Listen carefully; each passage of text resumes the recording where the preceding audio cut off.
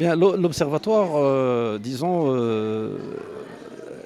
fait partie d'une structure plus large, qui est donc c'est d'abord l'Observatoire porte un nom, qui est l'Observatoire des droits de la femme dans l'espace francophone africain.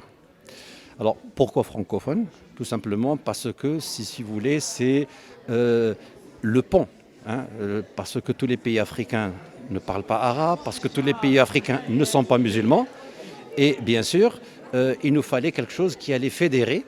Eh bien, nous avons trouvé la francophonie, dont le Maroc est un élément actif dans l'organisation des États francophones. Mais c'est un observatoire, il s'agit d'un observatoire qui, pour une fois, va jouer son rôle d'observatoire, à savoir d'apporter des données, d'apporter des informations. Mais pourquoi ces informations? Tout simplement parce que cet observatoire fait partie d'une structure plus large. Et cette structure plus large, c'est la chaire du dialogue des cultures juridiques. Alors, les cultures juridiques, évidemment, lorsque nous parlons d'observatoire, ce ne sont que des données sociologiques, des données géographiques, des données, etc. Mais il s'agit d'encadrer tout cela par le droit.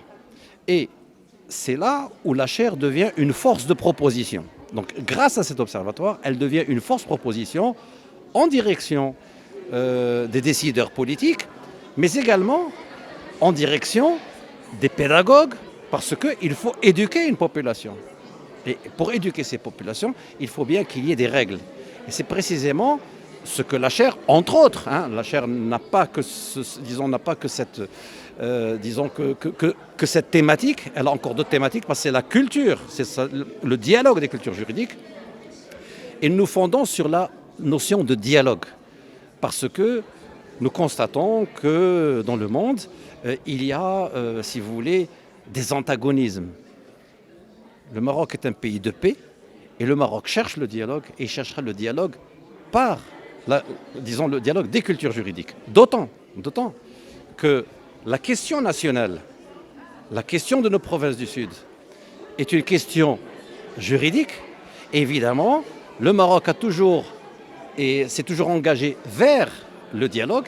Effectivement, c'est vers ce dialogue que nous essayons aussi, de soutenir juridiquement le point de vue,